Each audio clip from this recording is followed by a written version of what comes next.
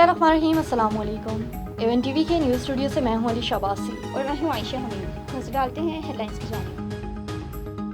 वज़ीर आज़म शहबाज शरीफ 2 रोज़ा दौरे पर ताजिकिस्तान पहुंच गए। शहबाज शरीफ ताजिक सदर समेत दीगर से मुलाकातें करेंगे।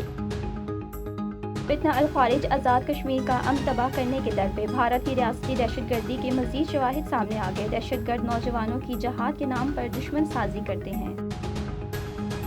और वफाकी वज़ीर मवासलात अब्दुल अलीम खान से DGNLC की मुलाकात। नेशनल लॉजिस्टिक सेल और नेशनल हाईवे अथॉरिटी का मुश्तरका इजलास। अदारा जाती बेहतरीन इलाकाई तिजारत का फ़रोग़, मुस्तक़बिल की हिकमत अमली पर भी गौर।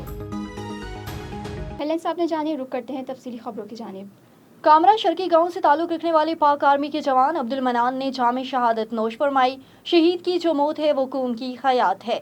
बन्नू दहशतगर्दों के हमले में शहीद होने वाले अब्दुल मनान मुआज़िम, जिनका ताल्लुक़ हसन अब्दाल के गांव कामरा शर्की से था, जिन्होंने अपनी ज़िंदगी के 17 साल पाक फ़ौज में दहशतगर्दी का मुकाबला करते हुए अपने 2 दोस्तों के हमरा जाम शहादत नोश फरमाई, जिनकी नमाज जनाजा में सियासी, समाजी, मजहबी, कारोबारी शख्सियात के अलावा अहले इलाका की कसीर तादाद ने शिरकत की।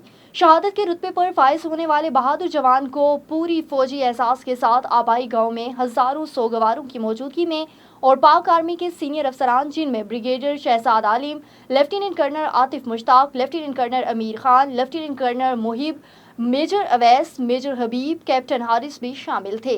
रेजिमेंट फोर्स के चाको चौबंद दस्ते ने सलामी की और अपने बहादुर जवान को अल्लाह के सुपुर्द कर दिया। ब्रिगेड शहजाद आलिम ने पाक फौज के बहादुर जवान अब्दुल मनान के वालिद और भाई को बेटे की शहादत पर मुबारकबाद पेश की। याद रहे कि अब्दुल मनान के 2 भाई रिटायर्ड मोहम्मद रिजवान और मोहम्मद ताहिर हाजिर सर्विस पाक फौज में अपनी खिदमत सर अंजाम दे रहे हैं।